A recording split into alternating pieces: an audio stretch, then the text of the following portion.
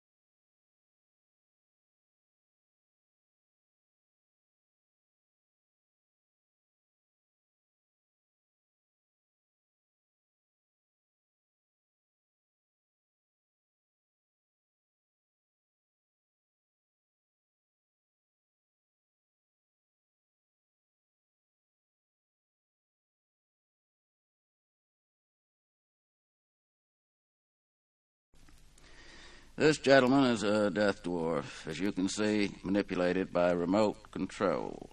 Compliments of Mr. and Mrs. D. Give me a shot, says the dwarf, and I'll tell you something interesting. Hydraulic metal hands proffer a tray of phosphorescent meal, yellow-brown in color like pulverized amber. The dwarf takes out a hypo from a silver case and shoots a pinch of the meal in the main line. Images. Millions of images. That's what I eat. Cyclotron shit. You ever try kicking that habit with apomorphine? Now I got all the images of sex acts and torture ever took place anywhere. And I can just blast it out and control you gooks right down to the molecule. I got orgasms. I got screams. I got all the images any hick poet ever shit out. My power's coming, my power's coming, my power's coming. He goes into a faith healer routine, rolling his eyes and frothing at the mouth. And I got millions and millions and millions of images of me.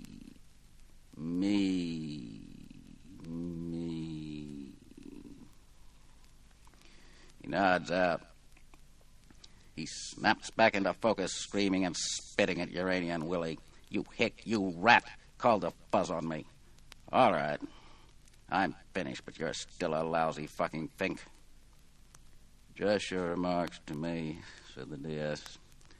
All right, you hick sheriffs. I'll cook you all down to decorticated canine preparations. You'll never get the apomorphine formula in time. Never, never, never. Caustic, white-hot lava drips from his teeth. The smell of phosphorus fills the room. Human dogs. Don't mind if I take another shot, do you? Of course not. After giving information, you will be disintoxicated. Disintoxicated, he says. My God, look at me. Good, sir. To the purpose. Shit. Uranian shit. That's what my human dogs eat, and I like to rub their nose in it.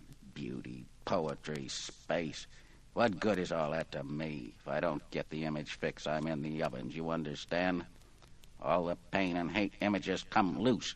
You understand that, you dumb hick? I'm finished, but your eyes still pop out. Naked candy of adolescent image, Panama. Who look out different? Cook you all down to decorticated mandrakes. Don't you think, Mr. D, it is in your interest to facilitate our work with the apomorphine formula? It wouldn't touch me, not with the habit I got. How do you know? Have you tried? Of course not. If I allowed anyone to develop the formula, he would be out, you understand? And it only takes one out to kick over my hypo tray. After all, you don't have much choice, Mr. D. Again, the image snapped back, fading now and flickering like an old film. I still have the boardroom reports. I can split the planet wide open tomorrow. And you little rat, you'll end up on ice in the ovens. Baked Alaska, we call it. Nothing like a baked Alaska fix to hold me vegetable. Always plenty wise guys waiting on the baked Alaska. The dwarf's eyes sputtered blue sparks. A reek of burning flesh billowed through the room.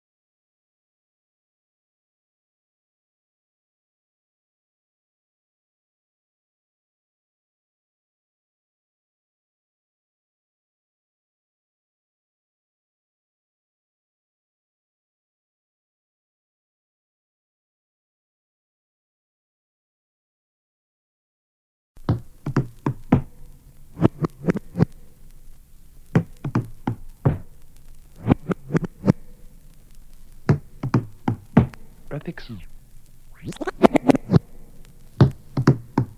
ethics is ethics is the aesthetics.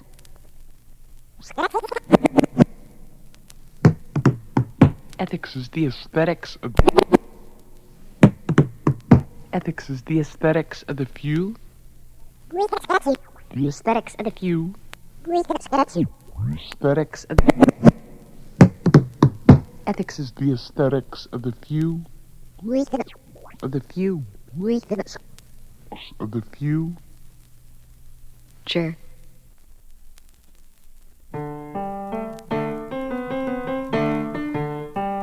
Last summer, I spent a couple of weeks in a Buddhist monastery. No one was allowed to talk, or to read, or to write. It was very quiet there. The first night, I heard an unearthly voice coming from somewhere on the other end of the monastery. Sometimes the voice was a piercing shriek. Other times, a soft crooning. It went on for hours. The same word over and over again. It sounded like, Juanita! Juanita! Juanita!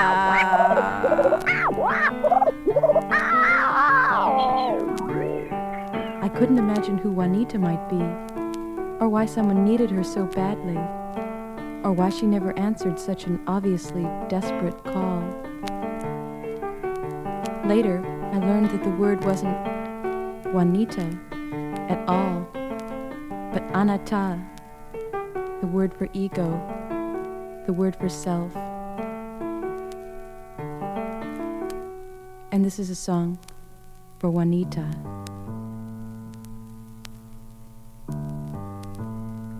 Now one.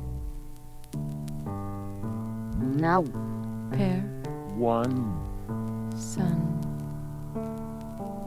Now Père, one. Son. Now one. Now one. Now one. No Father, Now no Son, one. Père, Son. No.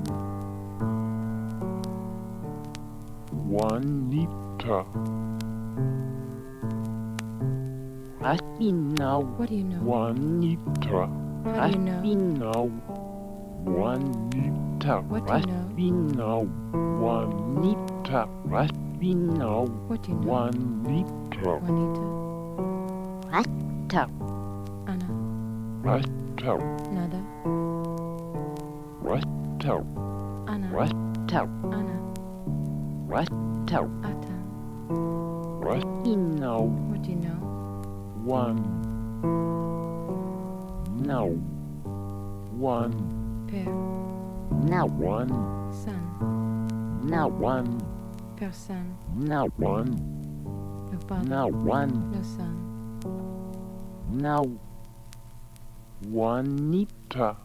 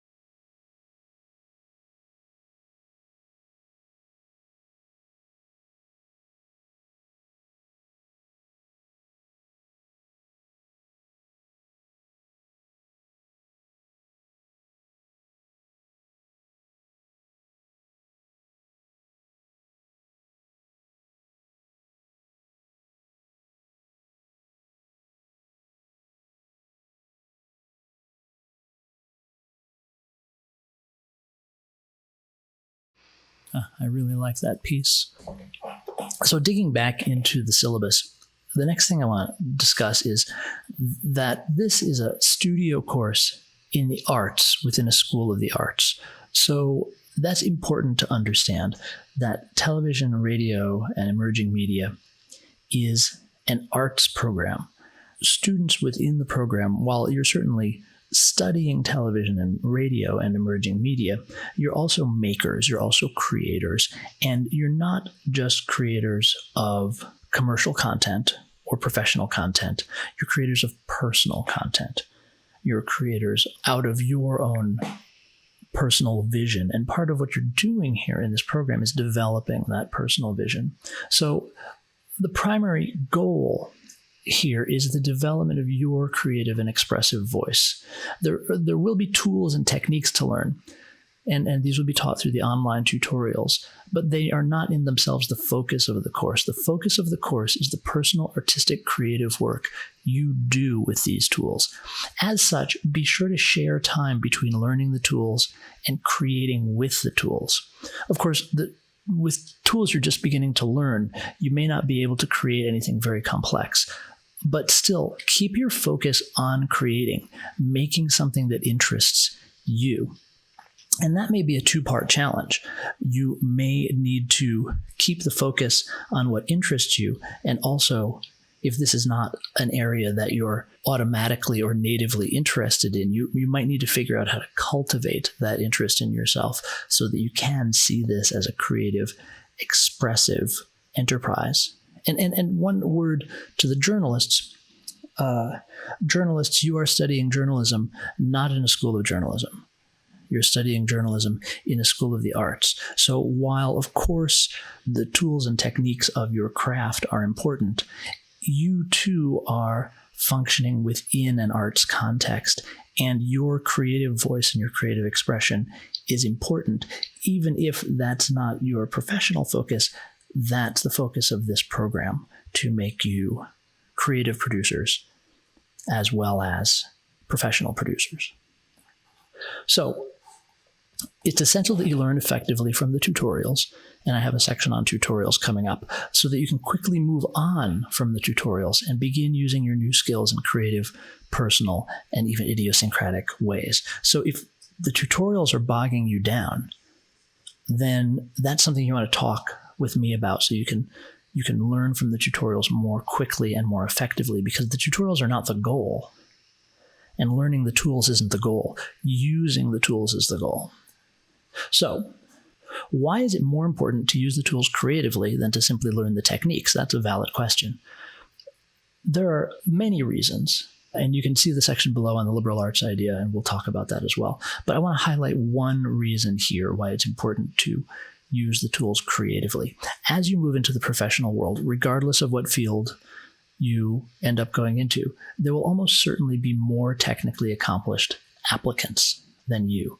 Being the most technically accomplished candidate is an extremely difficult hill to climb in any field, requiring hundreds of hours of laser-sharp focus on a specific tool or technique. The time you have in a single course in a single semester is not nearly enough time to develop technical skill of this level. It is, however, an ideal amount of time to make a creative exploration. And each time you give yourself time and space to engage in a creative exploration, you'll develop your personal vision, style, and aesthetic. The goal of this sort of development is not to have the best or most impressive vision. It is simply to have a distinct one.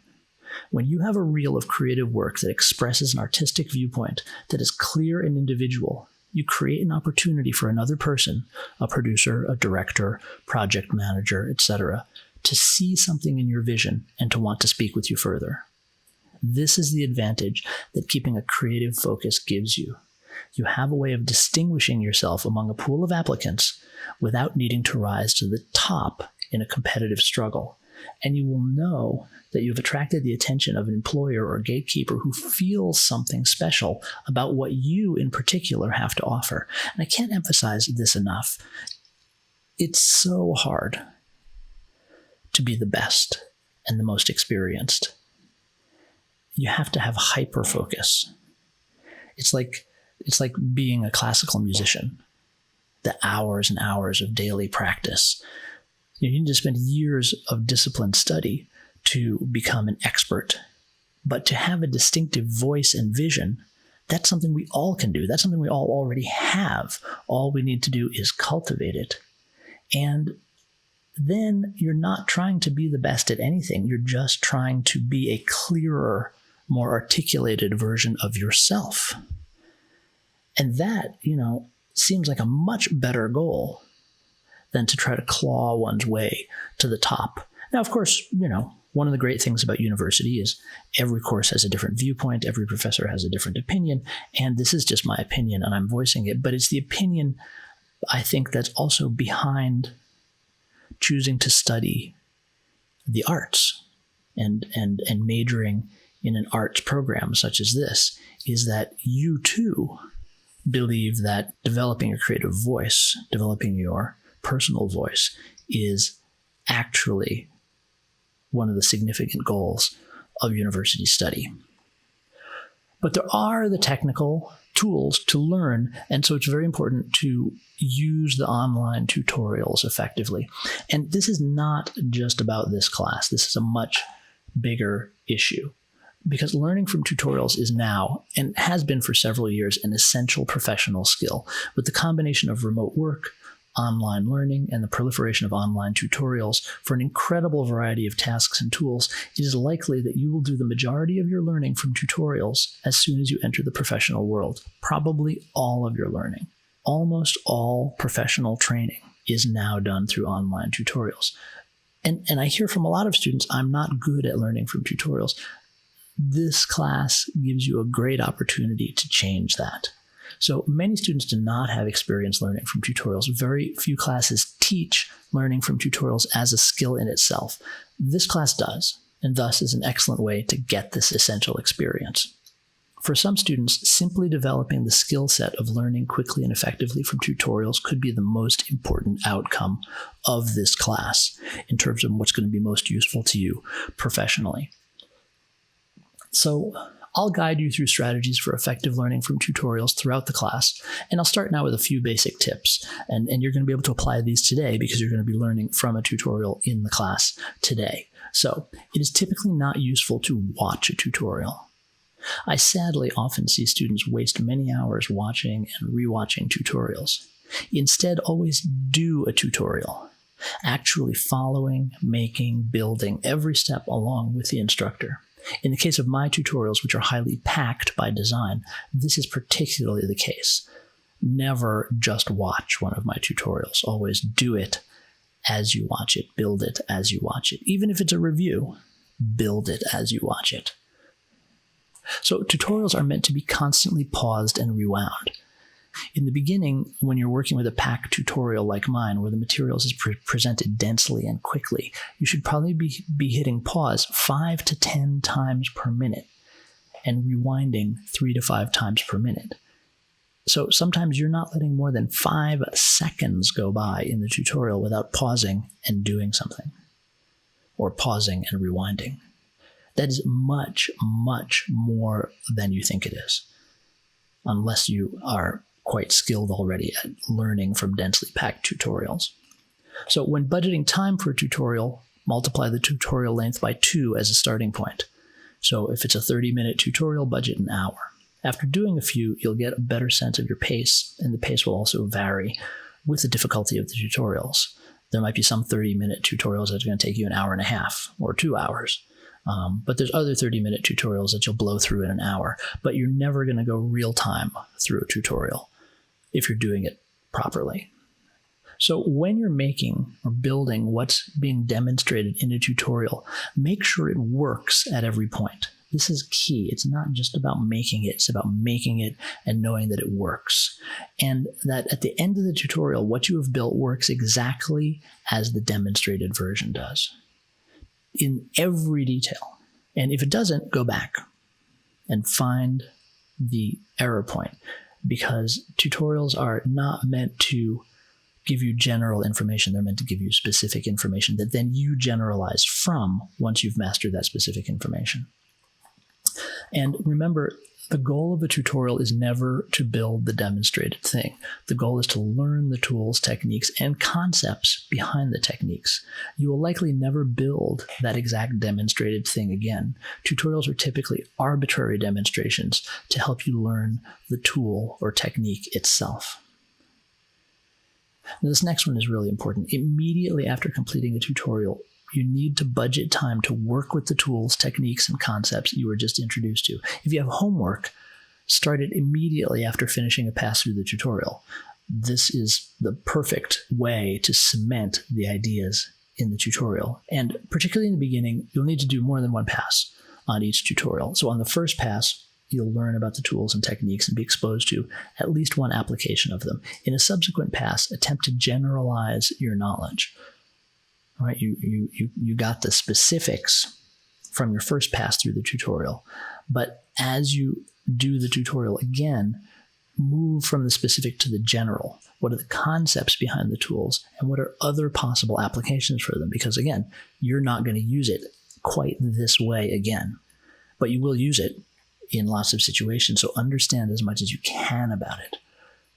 So this is not all there is to learning effectively from tutorials. These are just some of the initial pointers to get you going in the right direction. It's a skill that will take time and dedication and will absolutely be worth the effort professionally. So let's talk a little bit about your interaction with me during the semester. I am constantly available to you via email, and I encourage you to be in contact with me regularly.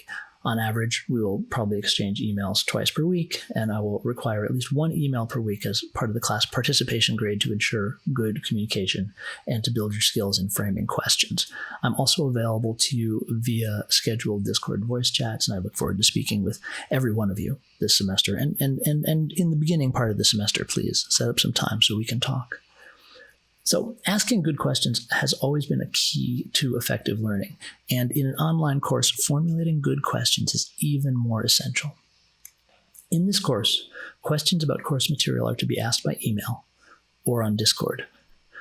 We're going to reserve voice communication for discussing strategies or approaches to the material, getting artistic feedback or seeking inspiration, or even if you're just feeling frustrated or not sure what direction to take or want some pointers on how to strategize working effectively from the tutorials. That's great stuff, but if you have technical questions, they're going to be in a written form by email or by Discord text chat. One of the reasons for this is to build skill in formulating good questions. Like learning from tutorials, asking good, effective questions is a learnable skill and an essential professional tool. So, this is also going to be an ongoing discussion, but what is a good question? Well, for the purposes of this course, there's 4 parts to a good question. The question clearly articulates the issue, including any necessary context. It gives a concrete example whenever possible that illustrates the issue. It details what approaches have already been tried to address the issue and why it seemed they might address the issue. And this one is really important. Don't ask a question until you've tried to answer it yourself. And when you ask the question, be specific about what you tried, how you tried, because often that information is more important than the question itself in helping me understand what information you need. And give a concrete example of at least one approach you've already tried. So asking a question should never just be an expression of not understanding. Before sending the email, figure out specifically what you did not understand and think about how best to express that clearly and specifically with an example if you can. And then also, before sending the email, evaluate your own attempts to address the issue yourself. What steps have you taken on your own specifically? Include these in your email with an example of what you've tried. The answer to a well-formed question will usually not be simple. It will provide information as well as direction to further explore in order to assure or deepen understanding of the issue. So asking a well-formed question is also inviting more work for you. When you formulate your questions, be sure to set aside time to actually explore the answers. So when doing anything besides the most basic work with computers, you eventually run into math. Why? Because computers are only capable of one thing, math. Every image we see on a computer display, every sound we hear, every printed page is encoded in the computer as numbers. While very simple software sometimes succeeds in hiding this numeric basis of computing, anyone wishing to move beyond the absolute basics of sound or multimedia will need to confront the wholly numeric basis of the computer as a tool. The good news here is you don't have to do any of the math. The computer is vastly better at math than we are, and since math is its only true language, it doesn't balk at even the most complex calculation. But every time you instruct a computer, you're giving instructions about doing math. And once you begin working beyond the most basic level in sound or multimedia, you'll need to know something about the kind of mathematical instructions you're giving. Again, good news. This is often very simple. Usually, it is as easy as knowing when to have the computer add, subtract, multiply, or divide, and if a series of operations is required, knowing which to do first. In other words, you need to be fluent in elementary school math concepts, the same math you use to understand your finances, do home improvement projects, cook and bake, follow sports, plan travel, etc. Also, it's often about knowing the limits of ranges or relationships of numbers. Here's two simple examples. The instantaneous amplitude of a digital sound, so the volume of that sound at any given moment in time, is represented in the computer by a number between -1 and 1. So this is an important piece of information. When you're dealing with the volume of a sound, it's got to be represented by a number between -1 and 1. There is no 2. There is no -2. So there's certain math you can't do. For instance, you can't add 3 to the volume of a sound. If you do, you're pushing it out of the legal range. By the same logic, you probably can't multiply it by 100. Unless it's extremely, extremely quiet sound, multiplying it by 100 is going to push it out of that range of -1 to 1. And you'll be using numbers that have no meaning. But, for instance, the average amplitude of a digital sound is represented by a number between 0, silence, and 1, maximum possible volume. So average volume and instantaneous volume have different numeric ranges. This is stuff that you've got to be able to work with and manipulate in this class. This is the kind of math that's required. It's not really math as much as mathematical thinking. Here's another example. Sound is also measured in decibels. So in addition to being measured in this numeric -1 to 1 range, there's also this measurement called decibels. Every increase of 10 decibels results in a perceptual doubling of loudness. If sound goes up by 10 dB, it will sound twice as loud. So amplifying a sound by 20 dB will result in a sound that is perceptually 4 times louder, a doubling of a doubling. Ordinarily, we'd say, if it doubles when it goes up by 10 dB, if it goes up by another 10 dB, that'll be 3 times as loud. But actually, that's 4 times as loud. And if it goes up by 30 dB, that's 8 times as loud. There is no math in this course that should even be remotely difficult. The challenge is only in applying the knowledge you already have and can already use effectively in other contexts in a new and different way. And one note to those of you who have some experience in sound, you may have been taught elsewhere that every 6 dB increase doubles the loudness of a sound. This is also true. Every 6 decibels, the sound pressure level of a sound is doubled. This is mathematical doubling that we would use, for instance, if we were looking at protecting listeners from hearing loss, as opposed to perceptual doubling that we would use when thinking about an audience's experience. It is also true that with every 3 decibel increase, the power of a sound is doubled. This is usually thought of the other way around. You'd say it takes twice as much power to raise the level of a sound by 3 dB. So whatever power you're using now, double it, and that will raise the sound by 3 decibels. And that's useful when thinking about amplifiers and power requirements. This class is not what you expected. If you did not contact me before the semester started, I'm quite confident that this course will not be what you expected. College classes are not objective. There's a personal viewpoint to each course. This is not necessarily the instructor's viewpoint. For instance, in a class with a textbook, the viewpoint is probably that of the textbook's author.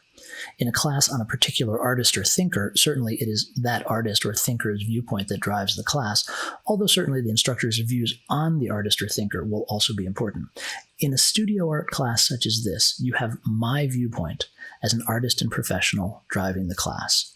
Thus, what you are getting is my current, personal, individual take on the material as a stepping-off point and inspiration for your own creative explorations. Thus, without contacting me before the semester, there's no way you could have known what to expect. This is compounded by the fact that the television, radio, and emerging media department is changing, and this course is one of those at the forefront of the change. The department's new emphasis on emerging media is causing a shift in the emphasis of many courses, and since emerging media is my field of specialty, the change is quite present in my courses in particular. Lynda.com, and what you don't need to pay for anymore. With a Brooklyn Public Library account or a New York Public Library account, incredible free Lynda.com tutorials are available for all major professional tools via the library web portal. Not the Brooklyn College Library web portal, the Brooklyn Public Library or New York Public Library web portal. It has never been easier and totally free to learn Photoshop, Pro Tools, Illustrator, After Effects, Premiere, Audition, etc. There is no longer a reason for you to pay college tuition to learn these tools. This is a good thing, in that it relieves college classes from needing to provide training in packaged software tools, which is neither an effective use of university class time nor student tuition dollars. The fact that these resources are available online at no cost means that college classes, and particularly liberal arts-focused curricula, can spend more time on the liberal arts and creative aspects of their mission. So definitely, if you don't have a library card, get a library card, and just know that you have amazing professional instructors and hundreds of hours of tutorials on an incredibly wide range of tools and techniques that can be very useful to you professionally. Time commitment for the course. The general formula for university study is plan 2 hours of non-synchronous work for each credit hour. So since this class is a 3-credit, 5 contact hour course, you should expect to spend 6 hours per week on this class in addition to our synchronous meeting. Some weeks you might spend more, some weeks you might spend less. This is just a quick review of the liberal arts idea. Brooklyn College is a liberal arts institution, and television, radio, and emerging media is a department with a particularly purist approach to the liberal arts mission. In other words, it is distinctly not professional training. The goal of a liberal arts department is to, through a subject matter, train the mind in domains such as critical and analytical thinking, rapid, effective comprehension of novel ideas, developing a clear and convincing writing style, problem solving, creativity and expression, developing intuition, framing ideas in cultural, historical, ethical, epistemological, and theoretical contexts. There's nothing wrong, absolutely nothing wrong with professional or conservatory training. And these things are available within CUNY and even in certain departments at Brooklyn College. But it's important to recognize, if you have not yet, that you are not in such a program. The mission of this department is not to prepare you for a career in television, radio, or emerging media in the same way that the English department is not preparing you for a career in English, nor the history department for a career in history, etc. In TREM, we are studying television, radio, and emerging media as a means towards training the mind and perhaps the spirit. We, the faculty, are teaching to the liberal arts mission through the field that we work in and know best. This does not mean you can't go on to work in television, radio, or emerging media with a BA in TREM. By all means do. It's a fascinating and rapidly changing field. But the specific preparation offered by a liberal arts approach is intentionally broader. We want you to approach your future field or career, whatever it may be, with a set of mental tools and agility that could have been honed studying anything at all. From this perspective, how you study is vastly more important than what you study. As a case in point, I majored in philosophy and religion as an undergraduate. Not once did I think I would be a professional philosopher or clergyman. I was drawn to philosophy and religion because, after trying several majors, I felt it placed the strongest emphasis on training the mind to understand and manipulate complex ideas, develop clear thinking and writing, and be exposed to the work of innovative thinkers whose ideas changed the world. And I enjoyed it, and I found the professors stimulating. I went on from there to work in television. I took a quick poll of friends who got degrees from liberal arts departments, and while some definitely continued in the field of their major, most did not. And here's a quick table. Majored in business administration, ended up in commercial video production. Majored in music, ended up as a filmmaker and DP. And you can look down the list.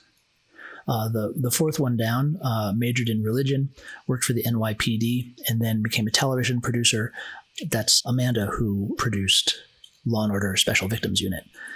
And she was a theology, a master's degree in theology, actually. There's some interesting ones in there. Just take a look down that list. And I mention this not because it's a good thing or a bad thing, but simply to point out that a liberal arts education is very consciously and specifically not preparation for a specific career.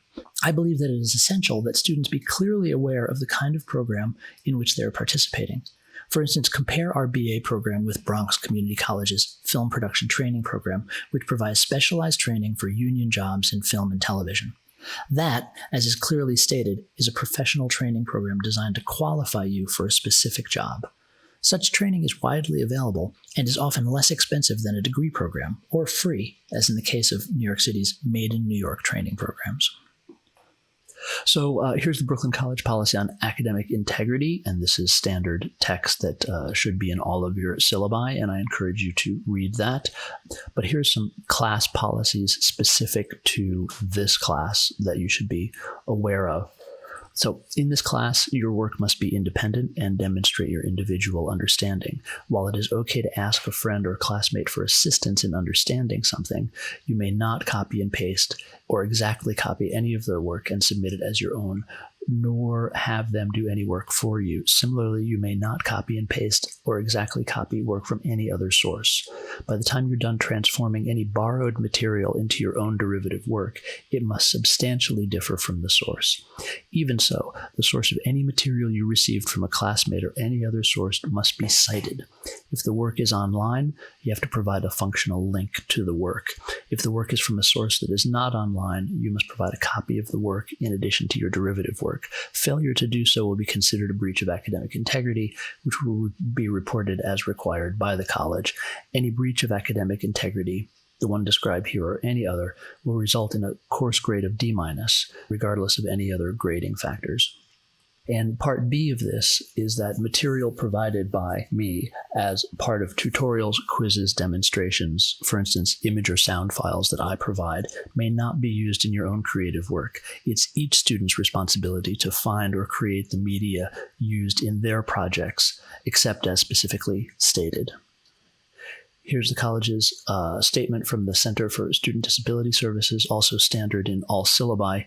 You should read that, as well as the student bereavement policy. So every course within a department fits into a structure of department objectives and partially fulfills those objectives through its own course objectives and anticipated outcomes. These sections refer to how this course fits into the structure of the department. I encourage you to read it and let me know if you have any questions about it. Let's move on to the method of evaluation.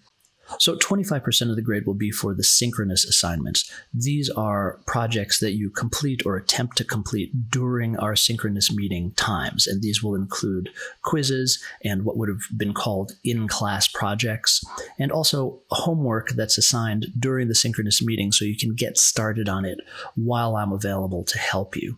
Developing speed and confidence in your work is an important part of the synchronous assignments. You need to achieve a certain comfort level and fluency with the tools that allows you to work quickly and fluidly so that you can get past the technical hurdles and move on to the creative part of the project. Any missed synchronous assignments must be made up. There's a policy in the class of completion of all assignments. We'll get to that in a moment.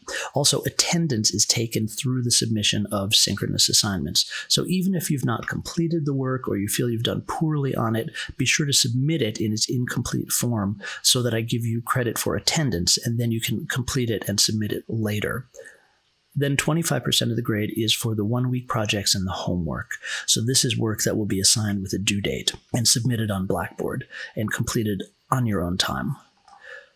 So the class participation grade consists of remaining in regular contact with me throughout the semester about assignments, projects, course progress, creative dialogue, and any other topics, as well as regularly asking well-formed questions. Also, there may be other class participation assignments throughout the semester that will be part of this 25% of the grade. And then 25% of the grade are the major projects. These are major creative and technical endeavors using the concepts taught in the class. Some aspects of these projects will be at your discretion. Other aspects will be assigned. And then this is the completion of all assignments policy, which is an important feature of this class. Because each thing we do builds on something we've done previously, and because work you do is later going to be folded into future assignments, you can't skip anything. Quizzes, homework, 1-week projects, work in progress, submissions, questions, all assignments of any type must be completed. And failure to complete all assignments just takes 20% off of your grade. Late work will be penalized 10% if it's late, plus an additional 10% per week late. But no matter how late it is, all coursework must be submitted. There's also a couple of maximum lateness conditions. So if you have 3 or more assignments that are more than 1 week late, or any assignment more than 3 weeks late, you get an automatic D in the course. Now, of course, that should never actually happen, because if you're in a situation where you have an assignment that's more than 3 weeks late, or you have 3 assignments that are more than 1 week late, you should drop the course. I mean, clearly you should drop the course. If you don't, and you choose for some reason to stay in the course, your grade will be automatically set to a D. And regardless of what else you submit over the course of the semester, that D will not change. Now, if you submit work in an incomplete form, that's fine. You'll receive a grade of 0.1 on Blackboard. And if you submit the work by the deadline, incomplete work will automatically be given a 24-hour extension without penalty. So if you submit it by the deadline, but it's not done, and you finish it within 24 hours, that will still count as submitted on time. However, if you submit incomplete work and don't submit the completed version within 24 hours, then it will be considered late. There'll be a 10% penalty plus 10% per additional week late. So attendance of the synchronous meetings is required. Please plan to miss no synchronous meetings. Do not schedule any work, doctor's appointments, or appointments of any type during the synchronous meetings. They will not be excused. The first absence from a synchronous meeting will deduct 5% from the final course grade. Subsequent absences from synchronous meetings will each deduct an additional 10% from the course grade. 3 absences will result in an unrecoverable grade of D in the course, regardless of any and all other grading factors, with an exception in the case of a documented medical emergency. Due to the importance of attending the synchronous sessions, absences are not excused except in the case of a medical emergency or religious observance. Work and job interviews are not excused absences. To petition for a medical absence to be excused, submit official documentation of a medical emergency and a signed letter from a person who is not a family member explaining the situation with contact information. Absence due to religious observance is excused per New York State education law. Absence on the first day of class is automatically excused and is not included in the 3 absence limit. So we've already touched on academic integrity, plagiarism, and cheating. A breach of academic integrity, plagiarism, or cheating will result in a final grade of D- in the class, regardless of projects submitted, projects not submitted, or any other grading factors. Also included in the syllabus is a rubric, which clarifies the categories of things that meet expectations, do not meet expectations, or exceed expectations. So if you want to know what the grading is based on, I suggest that you carefully look through this rubric. And at the end of the syllabus is the course schedule, which just shows the days on which we have synchronous meetings and a rough description of what's going to be happening on that day. However, this is going to be modified based on the pace at which the class as a whole is progressing, and updates will be posted to Blackboard. And that's the syllabus.